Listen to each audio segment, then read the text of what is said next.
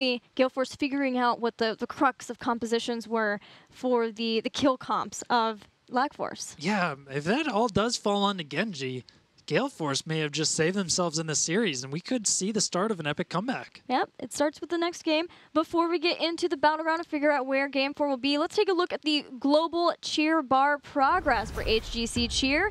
Woo. We are on our way to the Deadly Chaos Lizard. 21 million cheers and counting, still counting up. Thank you guys so much for all of your cheers. Have you been rocking any teams? Are you allowed to rock any teams? Oh yeah, of course. I've been cheering for pretty much all the teams though. You know, whenever my philosophy on it is when teams make good plays, that's my moment. That's when I go in with the cheers. I'm not really like a one team bandwagon type of thing. Yeah, I find myself using, like, whoever I'm playing, I will think, oh, if I'm going to play Vala, who do I want to be repping? Well, that's easy. That's got to be E-Star. That's true. Maybe it'll be Gale Force Esports now, the way that fans been playing his Vala. Yeah, after that. He is making a statement with his Vala. But yeah, it's been fun to get to rock out and show my support for all of the teams. Thank you all for supporting the teams and supporting HGC. We're just about ready for Game 4. It's going to take place on Cursed Hollow, chosen by Gale Force. So Gale Force takes the map control into their own hands this time. Now that maybe they figured out their kryptonite, which is Genji, what if that's the answer? Now they're like, you know, let's start picking maps. We'll just ban Genji and make it work. Now, Profit. Cursed Hollow is a very different map, right? Like it's very dissimilar to the maps that we've seen so far, where you know, Lag Force might not be able to get away with all of that team fight kill composition stuff that's been working out for them thus far. Now they can switch it up a little bit. Gale Force can do what they do best on a big map, which is control the map, play the objectives, and just rotate around, finding that experience gain and getting the lead that way. So if Gale Force goes into a more global focused, lots of globals, what would you like to see Lag Force then do in drafting? Well, Lag Force, they'll probably go with something like a stage dive composition or a Dahaka. I foresee them getting one of those two picks, with them having two options right off the bat. I think that's very likely. They're going to want to get the Genji if it's not banned out, of course. Genji's super mobile and can cut right through the map on this one. But Illidan's up as well. So if Genji gets banned out, maybe you go the Illidan route instead and accomplish something very similar. Yeah, maybe it comes down to trying to control their own bosses, maybe even an early boss composition. We've seen a lot of these with something like Greymane, even Vala with Hungering Arrow build now. Oh, that's true, yeah. All I want, though, no more double support. I'm done with the double support. We'll just bury that one. Yeah. No more double support. What about a Tracer comp for GFE? That's something that comes to mind now that we're taking it to Cursed Hollow. I think that would make a little bit more sense. Yeah, you'd like to see them rotate around and try to get some early picks. Maybe it's their turn to be a little bit aggressive. That kind of worked for them with the Illidan. Yeah, you know, that's true. And Fan.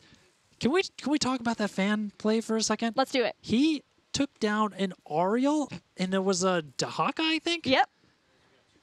How? Like, he was just chasing him down. I remember that last auto attack. It almost seemed like Ariel didn't believe that auto attack was possible. Yeah. Well, it was they had the bell tower, but there was no hope to heal. Yeah. It came down to her not having anything to heal. Nothing was left for her. If she turns around to try to auto attack Fan, then she's putting herself into a position where Fan gets to auto attack. I'm telling you, Ariel does not want to be in that spot. Don't try to trade with Fan. I mean, Fan had the Space Jam moment there at the end, or just reached in with the auto attack and got the last kill. But you know, that's Fan for you, mechanical god. Yeah, he kept them, gave them that win. Obviously, Gale Force were already in the lead at that point, but being able to close out the game there and not risk any more further engagements with Lag Force. Lag Force now, it's a different spot in the series for them. We know them as a momentum-based team, a team that can be riding off of emotions, and so far the emotions for them in the series, pretty good, having a 2-game advantage over Gale Force Esports, but now they've suffered their first loss, and the doubt can start creeping in as to whether or not they really can close out the series. Yeah, the tilt meter starts growing a little bit. I don't think it's far enough that Zuna's going to roll swap mid-series or anything, but, you know, I mean, these things can happen. And like you said, you know, they were at high spirits, and they had to be feeling good going into that Towers of Doom game. And then to lose that, now they're questioning themselves a little bit. Maybe they're questioning their reliance on Genji and thinking, like, oh, no, now we really have, like, shown the card that we really need to win this series. Now what are they going to fall back on? Like, are they going to just press on with what worked in Game 1 and 2? Or do you switch things up? Let's see. Part of what worked in Game 1 or 2 was Genji, and that was denied from iDream, from Gale Force Esports in the last game. Lag Force has first pick, first ban. seems like when they're in the first pick position, last game they banned Abathur. It's an Abathur Tassadar day for Lag Force and what they ban. They ban Abathur. Doesn't surprise me too much. They just want to get rid of one of those big map control characters and fan plays of really mean Abathur. So getting rid of that is a smart choice. Gale Force, though. What are they going to go for the Genji? The big question that we've been asking, do they just start going to the Genji ban on a consistent basis now? Or do they ban like a Dahaka or an ETC? These characters that, you know, Zuna's really scary on. B-Kid's Dahaka has been terrifying throughout the day. Yeah, Gale Force would love to be able to control globals by banning one and then getting more, but they're not in the first pick position. Okay. So they can't ban and pick ban and pick and then get one of those globals and know that they have it. So they've banned Tassadar here. Leaves up Genji, but it also leaves up some globals. Genji gets picked by Lag Force. It's a scary risk for Gale Force, but it's one they're willing to make so that they can get whatever they pick here. Yeah, Lag Force, I mean, they've got to be feeling good. That's a nice start to this draft for them. Considering the results, in the first 2 games of the day, Lag Force destroyed with Genji and these very aggressive compositions. But in the last game, Gale Force banned out the Genji, so that's why we were wondering this game what it was going to be. And they do let them have it. And on the other side, Gale Force is the one who's going to take the Illidan and the ETC.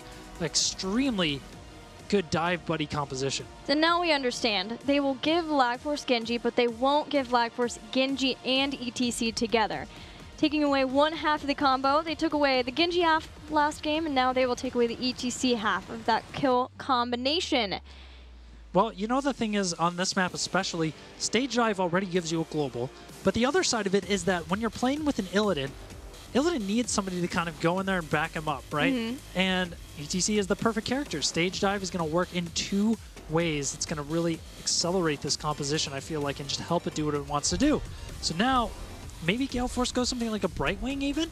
They could go that route, or they could play it a little bit more standard, pick up the Uther support. We'll see. A lot of options on the table. Yeah, Brightwing would give some boss control with Emerald Wind too. The ETC, if he took stage dive, he wouldn't have Mosh, so that's not as much of a threat on top of that point. But Lag Force take Arthas and Li Ming. They are going back to the Li Ming Genji synergy of double resets. They have Arthas trying to slow people down while Genji is slicing through them with the Dragon Blade. Yeah, Arthas and Li Ming are great answers and great responses to an Illidan pick. Arthas, of course, is extremely deadly to engage into. Pretty much Illidan's worst nightmare is running into the Howling Blast. I mean, he beat him in the lore and he beats him in the Nexus. So that's a thing. And then Li Ming relies entirely on magical damage, which Illidan can't just lull evasion run away from. Next ban for Gale Force. Support seems to maybe be the route they could go. They'll have the next pick so they can ban a support, take a support, and leave Lag Force down. With everything on the line here, what is their trump card? What are they going to go for? It's going to be Uther being banned out here, so they don't want to give that up so that Genji has a nice, clean disengage. Rhaegar should be the pick after. Lucio ban, though. It's been a while since Lucio was in ban-worthy position in the meta. Signifying a Malthael. Malthael setup for the Genji Li Ming. No sound barrier to keep them alive.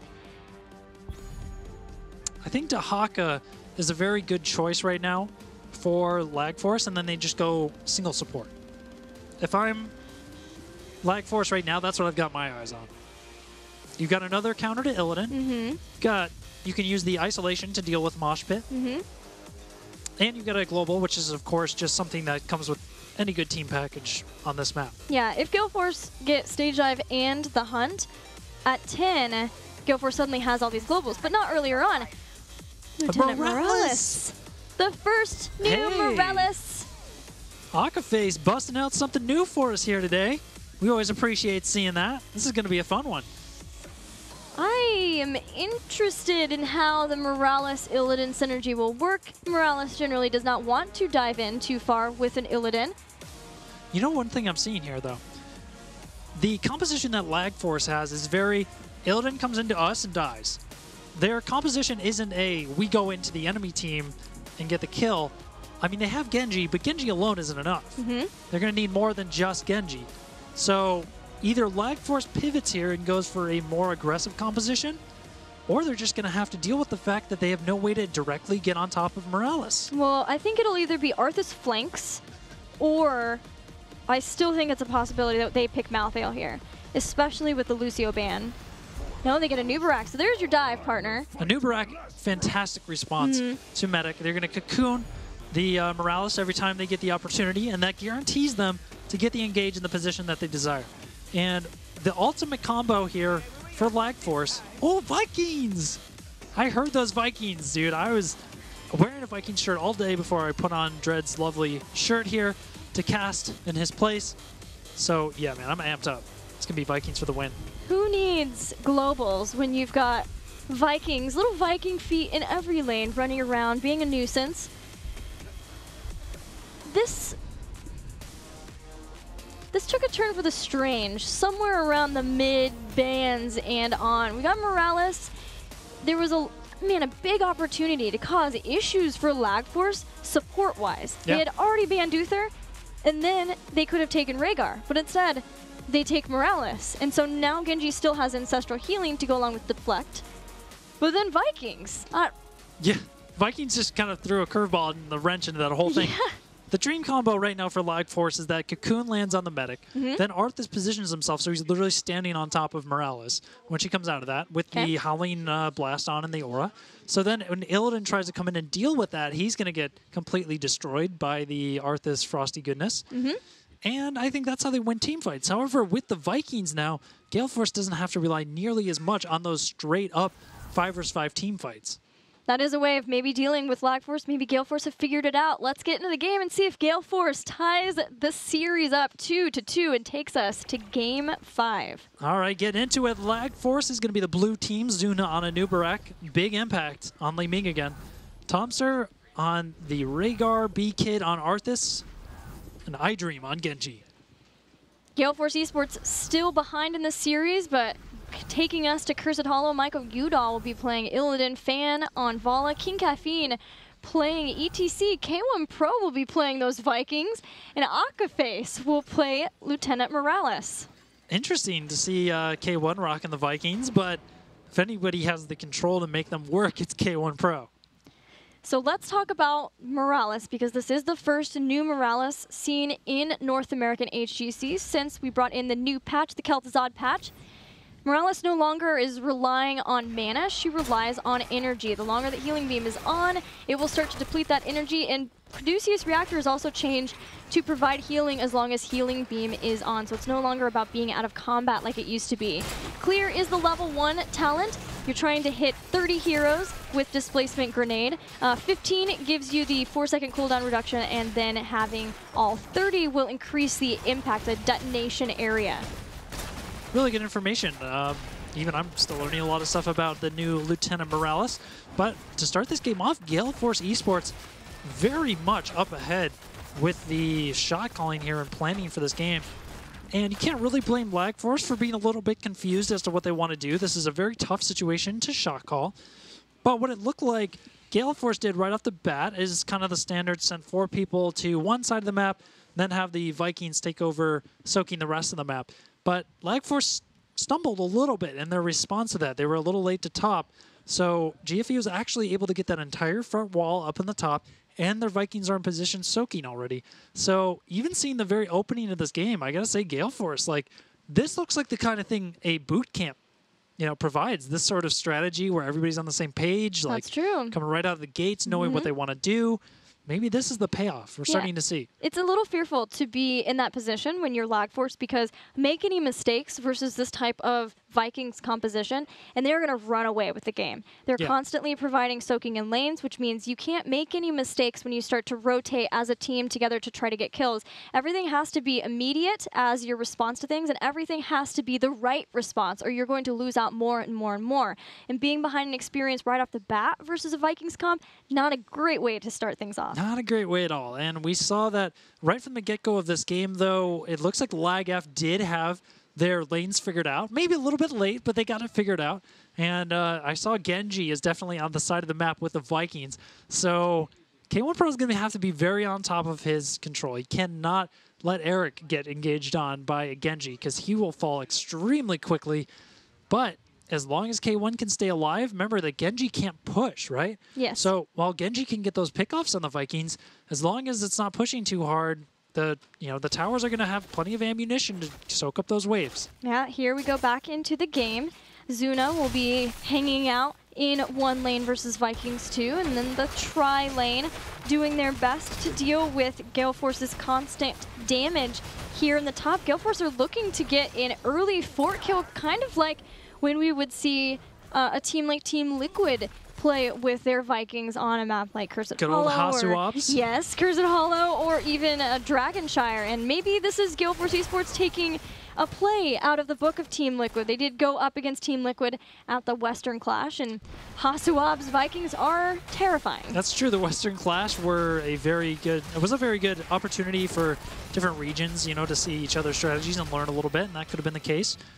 And what we're seeing now, though, I have to say, Gale Force made a very, very smart decision in draft to pick up these Lost Vikings in the last position, because looking at what Lag Force has, they don't have anybody who could really push a lane hard enough to be scary towards the Vikings. Now, as a Vikings player myself that spends a lot of time on the Vikings, the one thing that really crushes you is when one of the split laners that's against your Vikings in lane can push the minion wave extremely hard. And Anubrak and Genji are not those characters. Yeah, there's no Viking Hunter really here. There's no Zeratul. There is no Falstad even as a way of hunters. Maybe Genji can try to get in and kill off an Eric or kill off a different Viking if they can, but Gale Force has already set Lag Force back a step in this game. Lag Force hoping to use the tribute fight as a way of getting control back into this game. They want to be able to fight it. They just can't allow Gale Force to stall this out so long that the Vikings get Gale Force even further ahead. Lagaf is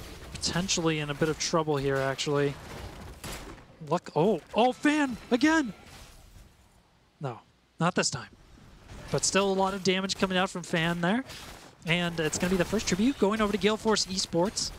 That almost got really, really scary for Lag Force, because right there at the end, if they would have gotten the chase, if Michael Udall could have stuck on target without iDream being there to help out with the team fight, I think we would have saw a lot of kills.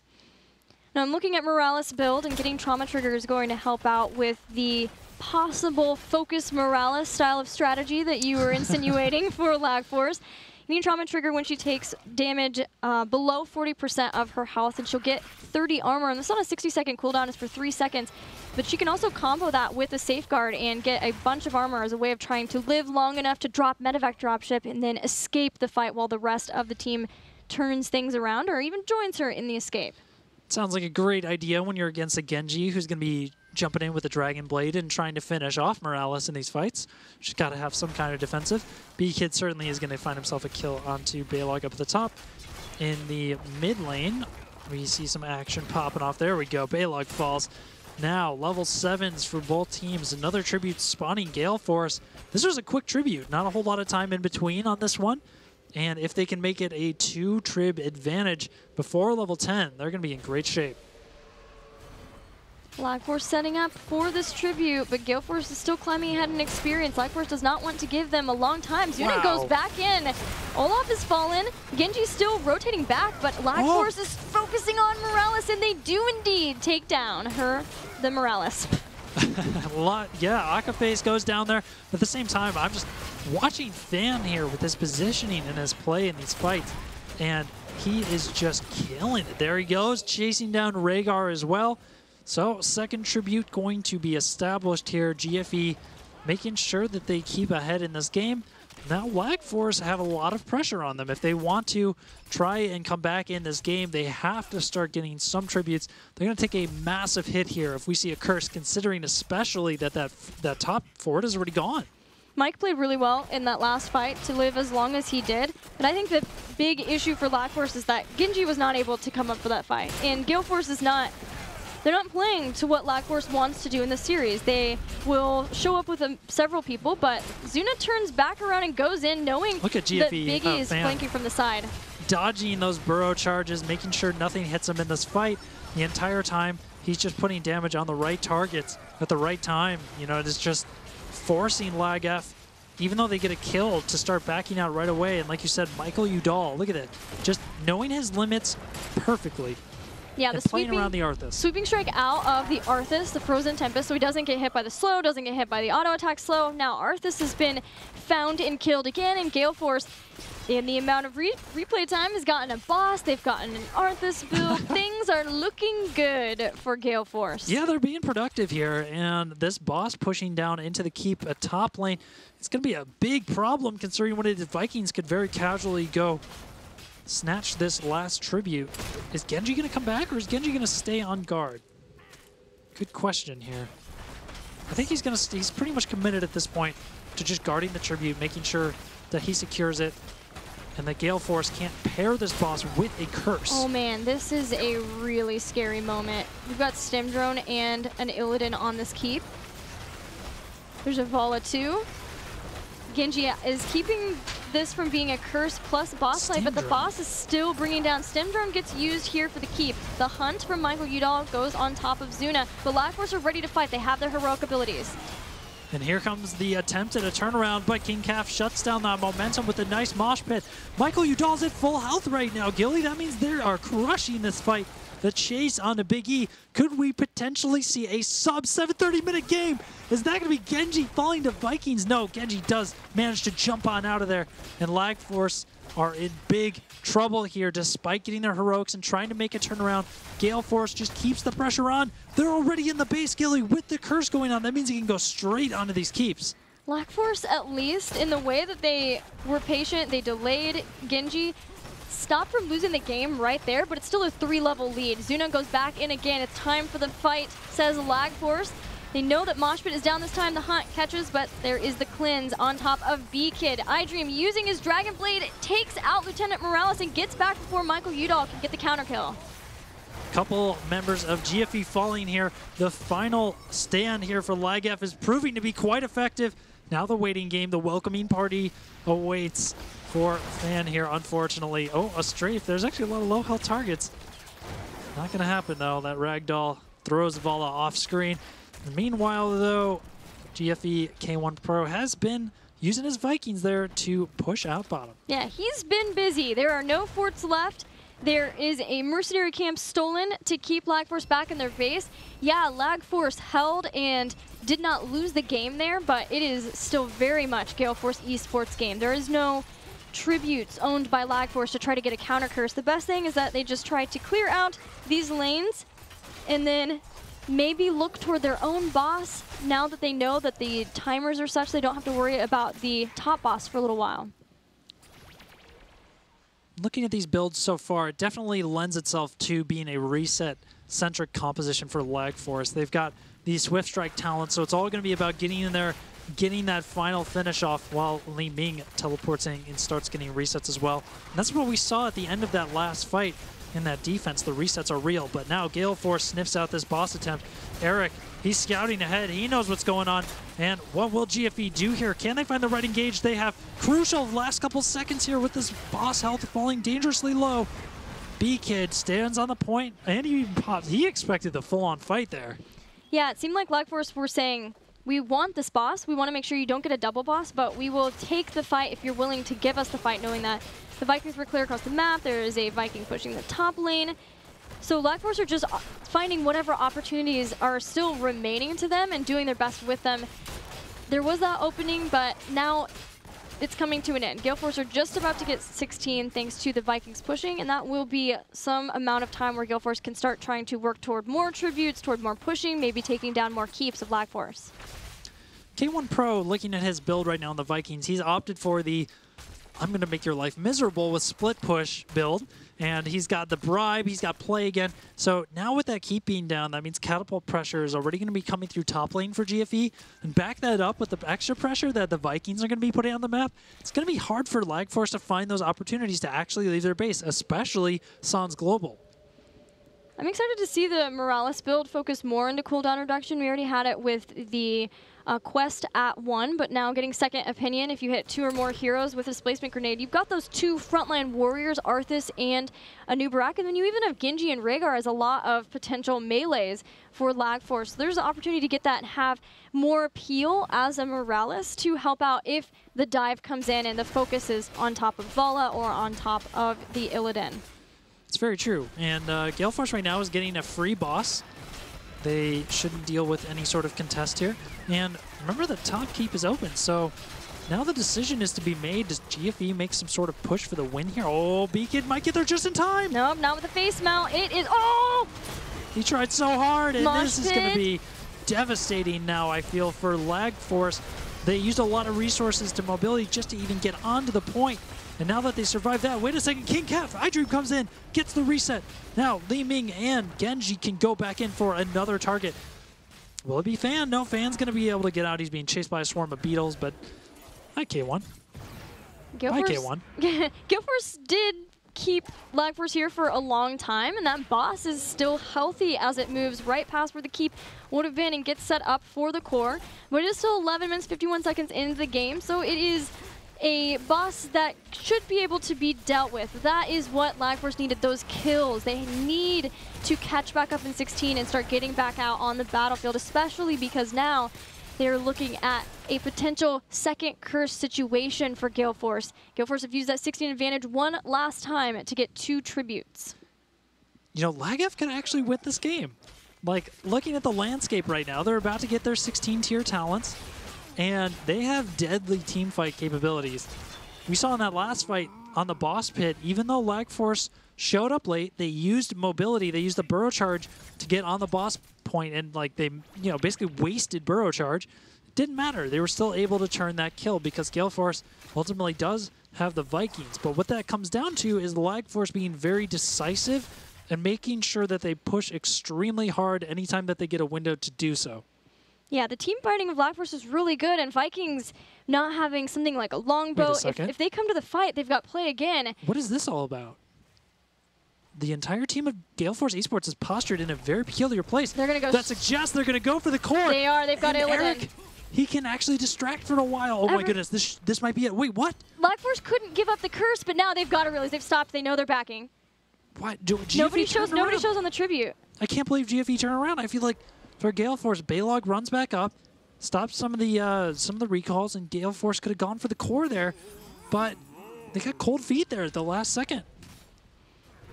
Well, as we were saying, Lag Force is fantastic at the team fighting. The Vikings would just be able to give more resets upon resets for Genji and Li Ming, so they're doing a great job of keeping the Vikings doing something in the fights. And Morales is a juicy target, especially not having medevac dropship getting the stim drone. So there are opportunities for Lag Force to win the game, but it seemed like that was going to be shut out by Gale Force. I really thought that was it right there. Maybe they missed an opportunity, or maybe I'm just really underestimating how fast Lag Force could have gotten back, but like, just a reminder, this is a medic with stim drone. That would have been a stim drone, Vala or Illidan. Plus Illidan. Destroying the core. Like, I don't see many situations where Gale Force doesn't win that race. Now, they have Vikings, so it's really only a 4-man race on the core.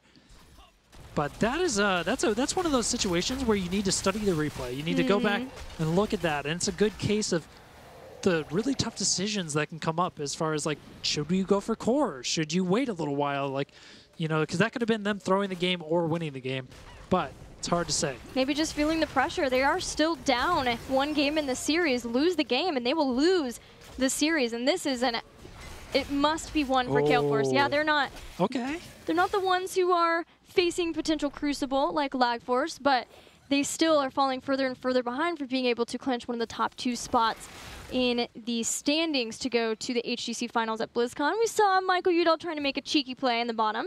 Yeah, he did, but Lag Force sensed something was amiss as nobody was actually at the tribute, so they went and found that out. Meanwhile, though, K1 has seriously started putting pressure. Now, this is one of those, this actually could end the game. Like, if they can keep Lag Force distracted long enough, this amount of pressure is going to very quickly put that core in trouble. But GFE, instead of engaging here, are kind of looking for the right opportunity. They're being pretty patient. I'm surprised. There's the engage. Maybe Zuna, he has the cocoon, but he holds on to it.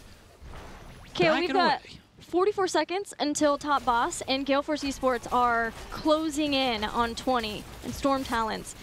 Yeah. This was a big push, though. Like, what the Vikings just did at top gave Gale Force a big opportunity window that I feel wasn't really used that well. Maybe this is just another example. Like, the hesitation seems to be really hurting Gale Force.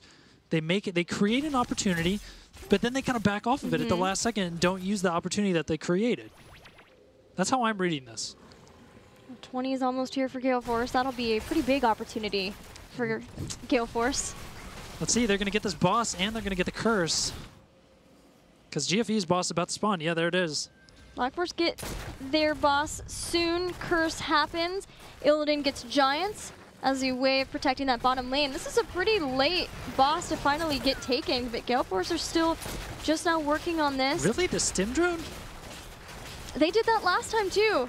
Maybe they felt like they made the difference. They had to do it. Calf zones really well. Again, Lag Force gets here too late. That cleanse, that root damage is definitely ticking though on Azuna. And yeah, Lag F is just, there's no way they're gonna survive this. They're letting their core just take so much damage right now. That shield is broken. Lag F is getting delayed on the backs. GFE, they've orchestrated this perfectly. And Gale Force is just going to win through minions here. Well played, Winions, taking home this game 3, or game 4. Numbers are hard. Just like saying Rejuvenescencia. There's a lot of hard things about casting. There's a lot of hard things about what Lag Force were trying to do versus Gale Force. I'm going to keep trying with these segues. We'll nail it one day. It was a tough composition to play against for Lag Force. Lag Force did pretty admirable job. The fight at the top boss was great to get a couple of picks, but even still, they were just set so far behind. And it kind of goes back all the way to the early structure damage that Vikings early on that Gale Force got to get that lead and set them in that way. So Gale Force, instead of maybe missing opportunities, what they were doing is instead creating so much pressure that they were going to wait until they actually had a guaranteed checkmate, which is what they did there. I mean, you've talked about this a lot, Gilly, but like the whole thing of GFE is the fact that they can just play these maps so well. Their macro, being able to just shot call their way to a win. And we saw Exhibit A of that here with the Vikings play and just overall. I mean, they basically just won through minions, right? Like that boss was the final nail. Nothing they could do. They were cursed. They got the boss. Maybe it's a little bit on Lag F for trying to like find that wonky engage there at the end, but overall, very well played by GFE. It was. First 2 maps, small. Lag Force pulls ahead. Second 2 maps, large. Gale Force Esports brings it back. We'll have Game 5 after this break.